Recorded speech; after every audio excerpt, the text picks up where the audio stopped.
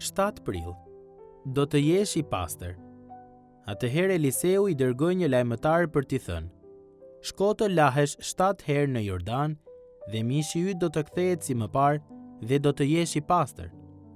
Por Naamani u zëmërua dhe iku. 2 Mbretërve 5, 10 deri në 11. Edhe një lexim i shkurtër i historisë dhe i sociologjisë zbulon pa aftësinë e njerëzimit për ta rregulluar botën tonë të shkatëruar. Jo shumë kohë më parë, na thuhej se njerëzit bënin gjëra të këqija nga që ishin të varfër. Nëse do ta trajtonim nevojën materiale, atëherë do të shihnim sjellje më të mirë. Tani, në disa nga vendet më të pasura të botës, disa sociologë shpjegojnë se lakmia, korrupsioni dhe vrasja vinë si pasojë të pasurit më shumë se na nevojitet.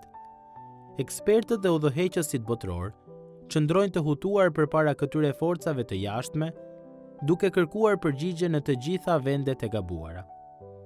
Naamani kishte një sëmundje që e bënte të palumtur dhe që ishte shumë e vështirë për t'u trajtuar. Ai kishte burimet për të provuar çdo kur që të dëshironte dhe me sa duket, ishte i përgatitur të bënte gjithçka. Problemi ishte se ai po kërkonte në vendet e gabuara.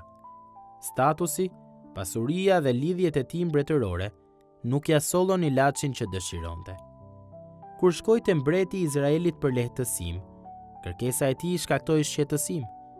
Mbreti grisi rrobat, nga që e dinte se nuk mund ta ndihmonte dot. 2 Mbretërve 5:7. Përgjigjja e mbretit ishte njëjti lloj reagimi që ka të ngjarë të tregojnë shumë nga udhëheqësit tanë botror, teksa udhëtojnë rreth globit, duke kërkuar të bëjnë atë që munden në shërbimin publik. Me siguri që gjatë orëve të natës, edhe ata duhet të ndihen për brenda sikur duan të shqyejnë rrobat e tyre dhe të thonë: si mund ta përballoj këtë dhe të sjell një ndryshim? Si mund të sjellim paqe?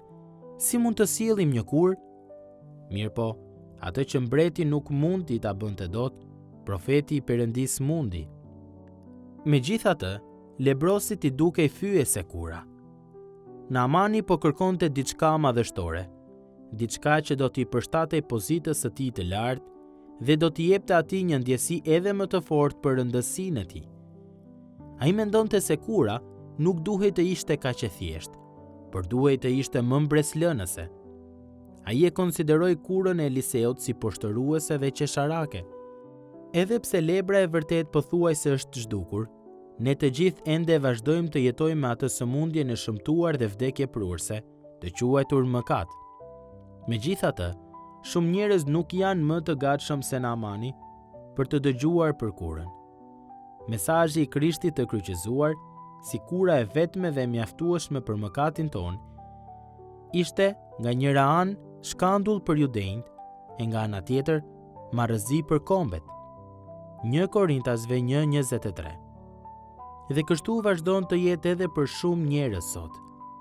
Edhe besimtarët nuk janë të imunizuar ndaj tundimit për të menduar se kur bëhet fjalë për një kurë për mëkatin, ne duhet të bëjmë diçka. Duhet që çdo ditë të hapim syt për të parë kurën që na nevojitet dhe të dorëzohemi me përulësi, siç veproi Naamani në fund. 2 Mbretërve 5:14. Sepse vetëm ai person që e bën këtë mund ta di se fjalët do të jesh i pastër i përkasin së shkuarës. Ai mund të gëzohet që Jezusi e sheh dhe i thot: ju jeni të pastër. Gjoni 13, 10 deri në 11 dhe 15:3. Mos u shiko në pasqyrë dhe mos mendo se kura gjendet te kushi e tij vet apo te çfarë bën ti. Përkundrazi, hidhe vështrimin përmes dritares së besimit. Shiko kryqin dhe dije se Jezusi bëri gjithçka.